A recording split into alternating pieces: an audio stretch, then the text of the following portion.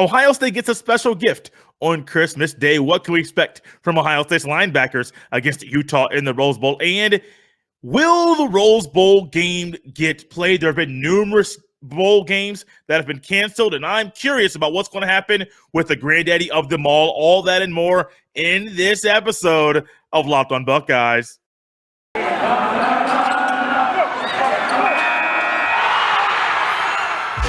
You are Locked on Buckeyes, your daily podcast on the Ohio State Buckeyes. Part of the Locked on Podcast Network, your team every day.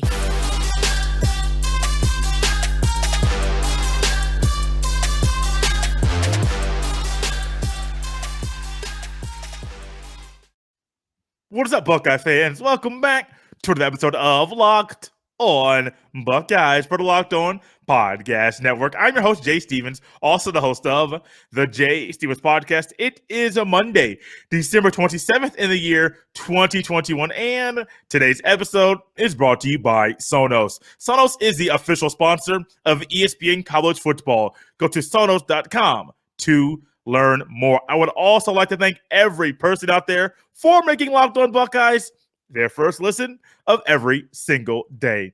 Christmas Day rolled around. It was here on Saturday. I thought my plan for the day was going to go along uninterrupted. Well, no, without any crazy or wild surprises. Let's go with that. Saturday morning, woke up, went to the gym, got a little workout in, got a good sweat in, went to my parents' house, ate some good food, opened some presents. The microphone I'm using right now was actually a gift from my parents on Christmas Day. Went to my brother's house. He had knee surgery and he could not leave, so he went there. He opened his presents, watched some football, ate some more food, had a really good day.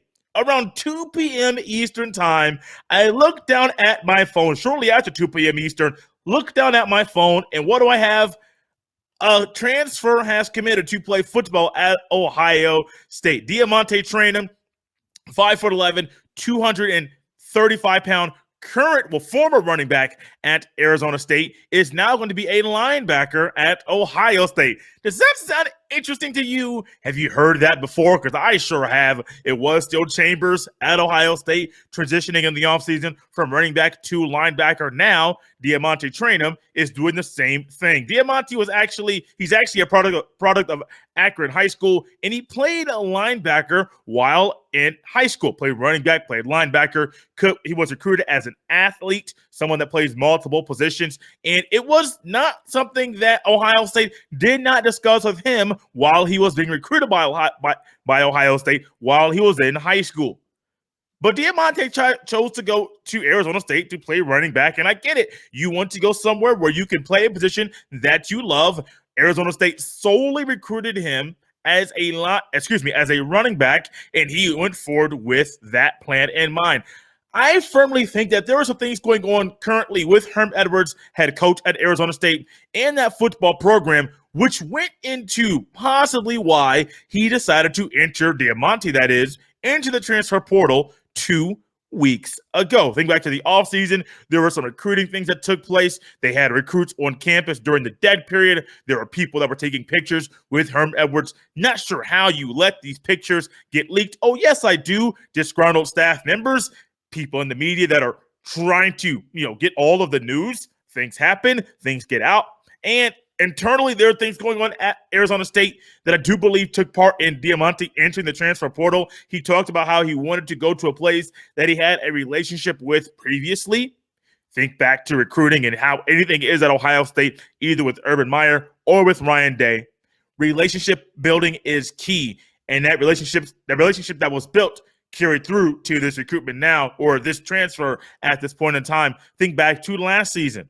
The connection that Trey Sermon made with Tony Alford during the recruiting process years before he transferred was very important and pivotal into Trey Sermon transferring to Ohio State prior to the beginning of last season. Right now, we got Mr. DeaMonte Trayanum, who I believe is going to be a big piece of this team. One thing, 235 pounds, he's not going to come in and be asked, hey, you got to put on some weight, buddy.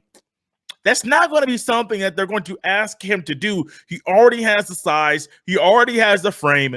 5'11", a little bit shorter. Another interesting thing as far as the size was not going to detour him at running back at Arizona State. He was already in line to be the starting running back next year at Arizona State. This past year, he had 78 carries, 402 rushing yards, 5.2 yards a pop. He had 5.9 yards a pop during his freshman year in 2020. 6 touchdowns last year. Also added in 4 receptions for 19 receiving yards. This is a big thing for Ohio State. Returning linebackers next year for Ohio State solidified and concretely they have eligibility. I do believe they're going to stay Steele Chambers, Cody Simon, Tommy Eichenberg. You can also add in Reedy Carrico and some other gentlemen that didn't get very much or any playing time at all this season. Taraja Mitchell and Paulie now OT, they have another year of eligibility left. They could return. I don't care about the final 2. I mean, I do because they're players. Those other 2 should not be on the field at all. I mean, you may get Jay to get all up in arms or get animated if not OT, or even Taraja Mitchell are sprinkled in there on the field. Even during situational points during the game, keep them on the sidelines. Keep your best players on the field. We've been saying it all year long. It does not end with the Rose Bowl. But Steele Chambers, Cody Simon, Tommy Eichenberg, those are 3 linebackers that I do believe will be in the running to start next year. I do think Steele Chambers, unless there's a position change, we'll talk about that in the offseason. Might get my guy Jeff Hunt from the Off the Ball Network back on to discuss that very thing. But unless something crazy happens, Steele Chambers is a linebacker. Cody Simon and Tommy Eichenberg, they're fighting for that other linebacker spot. Is it going to be DeaMonte Trayanum? Is it going to be his spot? Is he going to be a linebacker that's going to be working into Jim Knowles' system and what Jim Knowles wants next year as Ohio State's defensive coordinator? And that's to be determined. But this is something that I believe is going to be huge. I don't know, and right now I don't care who the LB coach is next year. The biggest thing right now is Ohio State got a gift on Christmas Day. Somebody transferring in, an Ohio kid, somebody that wants to play football, wants to play linebacker, can play linebacker, and somebody that the last time he played linebacker, at least during his junior season, was very big at getting takeaways and making splash plays on the field. 8 sacks, 5 forced fumbles, 10 pass breakups during his junior year in Akron playing football, playing linebacker that was. Excited to see what DeaMonte Trayanum does in Columbus next season. You're tapped into Locked On Buckeyes here on a Monday, part of the Locked On Podcast Network, your team every single day. This is the second time I am using this mic, recorded Locked On Big Ten previously earlier today on Sunday afternoon. I am getting used to it, but so far I have heard no complaints from the other individual that I co-hosted that show with. And so if you have a positive or negative or even neutral review, send it right there in the comments on YouTube. Feel free to do that. Just let me know what you think about the new mic that Jay is using. The linebackers at Ohio State, some will say they've been a liability all year long. From playing so many gentlemen to the rotation being quite confusing at times, to the people and the players up front sometimes not being able to consistently do their job.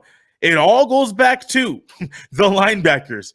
Are they consistent? Are they doing their job? Are they being players that everyone can rely on to be consistently strong at that position on the field? Yes, D-line is important. The secondary is equally as important. But one of the biggest things that has hurt Ohio State during different portions of this season is the play by the linebackers. And in this game against Utah, a Utah team that has been very physical, a Utah team, even though Oregon has one of those Sewell boys, Noah Sewell. There was a Sewell that's now a Detroit Lion, was a offensive tackle at Oregon. In 2019, he set off the 2020 season due to COVID. There's a Sewell linebacker there, Noah Sewell, that Ohio State got quickly acquainted with earlier on September 11th, earlier in the season. And there's also a Sewell boy on the Utah defense. We'll talk about him down the road as well. One thing I know about Ohio State's linebackers is they're going to be asked to do something a whole lot better than what they did against the Michigan Wolverines. Get off blocks, really react very quickly, and for Steel Chambers to quickly use his instincts. Now, instincts can get you burned. I'm not going to lie about it and say that it's not going to happen. Your instincts can get you burned, can get you hurt. But I don't think that's the thing that I'm thinking about most when it comes to the linebackers at Ohio State, what they're doing, the play that I'm expecting from Steel Chambers, Cody Simon, maybe Tommy Eichenberg, maybe Taraja Mitchell if he plays on the field, whoever the linebackers are. We have seen a lot of 5, maybe 6 guys that have been out there. No, now OT was not eligible to play or available to play during the Michigan game, and then we saw Cade Stover go over and play linebacker, and it was a lot of the same. Couldn't shed a block, reach block by the I think it was a tight end on that play in the goal line. Cade Stover got down on one knee. Outside arm was free, which was amazing how they teach you, but he had absolutely no leverage, and from one knee, he couldn't power through to get off the block to make the tackle. These linebackers, a few things I'm looking for from these linebackers in this game. Number one, be physical. Be physical. We talked about it on Friday. We're going to keep talking about it all week long. The physicality at the point of attack is going to be very big in this game. One of the best things we have seen from Ohio State linebackers is that sometimes at the point of attack, they can get off blocks. They don't get covered up very quickly. Now, there have been times linebacker play has been down. They have not been reading and reacting pre-snap versus post-snap at that time, but be physical at the point of attack. If you are, it's going to derail and disrupt anything this Utah offense wants to do. The running game wants to get going, wants to get flowing, and they know, as the offensive linemen of Utah have watched a lot of film. These linebackers at Ohio State, once you hit them, a lot of times at the point of attack, if you win that initial battle, that first half second to a second right there in that second and a half, it's over. They can't get off of you. They can't shed you. You are going to be in the winning side, and you're going to be moving the ball consistently down the field. Win at the point of attack. Be physical. Number two, another thing we're going to be looking at, what we can expect, what we should expect from Ohio State's linebackers is to be physical. I honestly think there's going to be a level up when it comes to the physicality from Ohio State, from Cody Simon and from Steel Chambers. I'm not too worried about them right now. And if it comes to if the defensive linemen do their job in covering guys up and not allowing a free release for the offensive linemen to the second level, I personally have no hesitation with how the linebackers will play. I don't at all, honestly. My question mark is more with the defensive line than the linebackers. But if the defensive linemen do their job or even slow down or disrupt or even give the linebacker a half a second more time being freer than being covered up, I think they're going to be more. I believe they're going to be more physical than they were. Now, another thing that I think is going to be very important. Sometimes Ohio State's linebackers pre-snap will tell you what they're going to do post-snap. That's one thing I think when you have 15 extra practices for the bowl game, I think that pre-snap to post-snap, showing what you show pre-snap is not what you do post-snap. I firmly think that'll be an alteration that we're going to see more so in this game. One way you want to derail a quarterback that really has everything, he can be ultra confident, he can have all the chips on his side. You can say, hey, what I show you now isn't always what I'm going to be doing. Yes, during the season, it was what I was going to be doing. But baby, I've gotten better. Baby, we have improved. And I have seen via the film that we have watched a few things that I had done that have been wrong. And I do believe that we could alter some of those things, fine-tune some of these things in the pre-snap to post-snap. In a game like this, when teams have so much film and they can watch all the things on you, this is a game. This is a moment where I believe every person out there can look at Ohio State's linebackers, Steel Chambers. One thing that makes Steel Chambers very good, he's very good in inside tight quarters, almost like somebody a big man in basketball that can navigate and get through and be comfortable in tight quarters inside the paint. Steel Chambers is very good inside that tackle to tackle range, and his instincts as playing running back, those are also things that we're seeing also while he was playing linebacker. So I do believe there's going to be an added level of physicality. You could expect that. You can also expect some pre-snap and post-snap different variations. What you see pre-snap is not what you see post-snap. If you're using the cards to call the plays from the sideline, which I think is idiotic, it's stupid, it's derailing and slowing down the growth of our quarterbacks. But if that's what teams do, if they're going to continue to do that, they can show one look, the quarterback looks to the sidelines, and then what you're going to do, what you're going to see next could be completely different, which is going to derail and mess up a quarterback who consistently gets his calls from the sideline. An added level of physicality, a different pre-snap to post-snap looks, a couple things we can't expect from the Ohio State Buckeye linebackers in the Rose Bowl. Thank you for tuning in to this Monday edition of Locked On Buckeyes, part of the Locked On Podcast Network, your team every single day. How was your Christmas? Was it exciting? Did you get any gifts? I know I got this mic. I'm going to keep talking about it. Probably going to talk about it all week long. Our guy, my guy, Jeff Hunt from the Off the Ball Network is planning to be with us on New Year's Eve to give us our final preparation for the Rose Bowl. And I told him he had some stuff he got for podcasting. I got this mic. How was your Christmas, though? Like, let's just be honest now.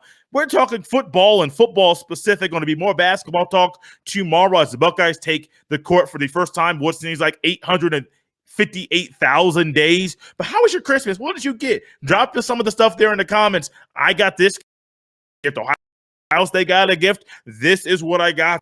Memorable from Christmas in 2020. What's memorable for a couple teams, a few teams that are playing the football right now, that they will not getting the bowl game canceled just in general.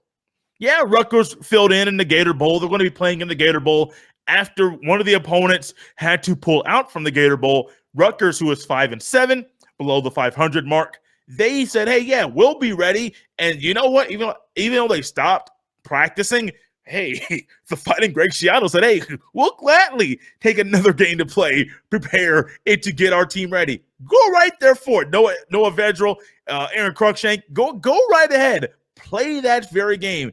There are some other people. The Scarlet Knights are happy. They got a good gift on Christmas. You know who's not happy? Teams playing in the Fenway Bowl, teams playing in the Military Bowl, and teams playing in the Hawaii Bowl. Specifically, Memphis. Memphis is or was in the air on their way to the Hawaii Bowl. Hawaii was out there, had some COVID and complications.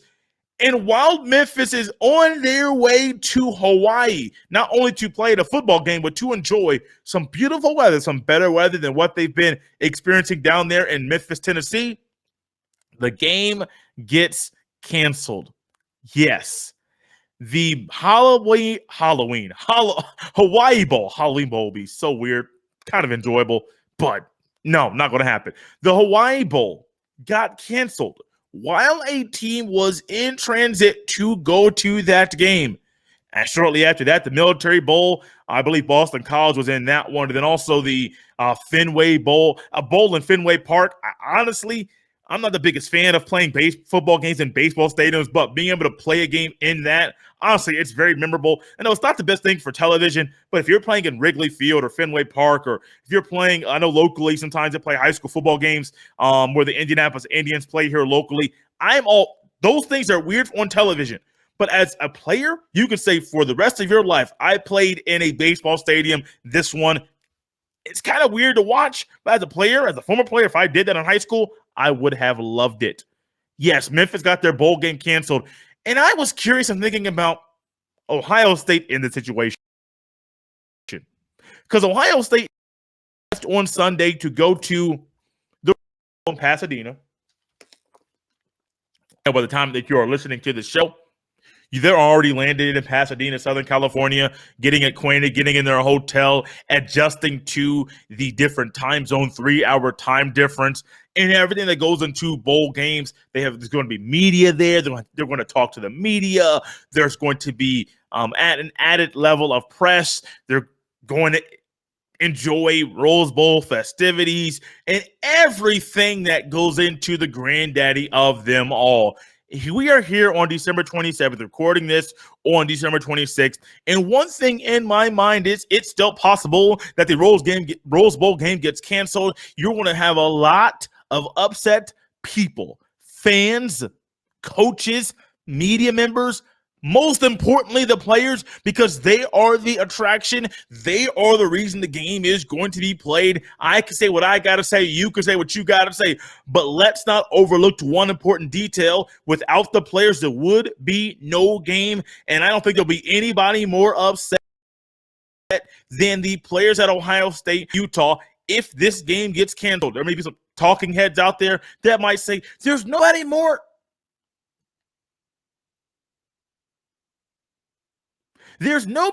upset about this game getting canceled than me. I want you to quickly remind them or maybe tweet at them. I know we don't say this, but in this instance, let them know. The players are the reason we are excited for this game. The players are the reason we watch this game. You say there's nobody more excited or more upset about this game being canceled than you. Quite the contrary. It's all about the players, and the players are the reason that this game is going to be played. You think you're more important than players? Sir, I think you are wrong. I've been actually pretty upset and annoyed by a lot of people out there saying this game getting canceled. I am the most upset person out there that this bowl game's getting canceled. Blah, blah, blah. Get that nonsense out the way. It's all about the players. If the players can't play, nobody's going to be more upset than them. It's possible that the Rose Bowl game does not get played this year. Very weird. I do think that's part of the reason why that Ohio State's 20,000 tickets that they were given via the Rose Bowl were not sold out. They had to send back 7,000 tickets. I do think it's because, think about this, if you want to spend a lot of money going from Columbus or wherever you are in the country to Pasadena, California, you know about California and their COVID protocol. You know about the testing, you know about the vaccination requirements, you know about the testing that's needed before going to an event, you know about the vaccination card that you need to show to get into many venues, all of those things. And at the last minute, Governor Newsom or any local official, elected official that is there, can he quickly pull the plug and say, I know you spent all this money to get here. I know you spent X amount of dollars on that ticket. I know your family of four is here. This was your Christmas gift. You know what? Sorry, buddy, there's no game. I do think that's the biggest reason why, a big reason why. A lot of people said, we ain't going to Pasadena this year. The Rose Bowl game is the biggest one for me, for a lot of people out there, but no, this is not going to happen. I am hoping, I cannot concretely say if the game's going to play or not. There's a big possibility as players continue to get tested, players that are asymptomatic, there we go, Jay, as they test positive, not knowing they have something in their system, all of a sudden you are ruled ineligible to play the game. The last game of the season. Very unfortunate. I surely hope that what we find happening coming up very, very soon is an announcement. I don't think they can ever say that no matter what, this game is going to be played until they change their protocol. I don't know if they're going to. I'm not advising anything one way or another. These are just some thoughts about the game. I hope it's played. I hope they don't, the Buckeyes, and they get to their destination or they're in transit to their destination. Nothing's been announced just yet as far as a cancellation, but I would hope that New Year's Eve, December 30th, or any of the days that are there. I know New Year's Eve is on December 31st. I wanted to go backwards at that time. No matter what, I would be very upset. I'll be upset if the officials and the adults in the room cancel the game day before, 2 days before, day of. That would not be a wise decision. But these are their protocols, and they are the ones making the rules. Rose Bowl officials know the positives and negatives about canceling the game, playing the game. They got to roll with what they feel is best based upon the rules that they have put in place. Guys, we are wrapped up here on a Monday. Buckeye basketball comes back tomorrow. Very excited to talk basketball tomorrow with you. Guys, as always, you can follow me on Twitter at JSteven07. you can send all of your emails to jstevens317@gmail.com. On this Monday, I am Jay Stevens, the host of this here podcast. I am out. We'll be back tomorrow.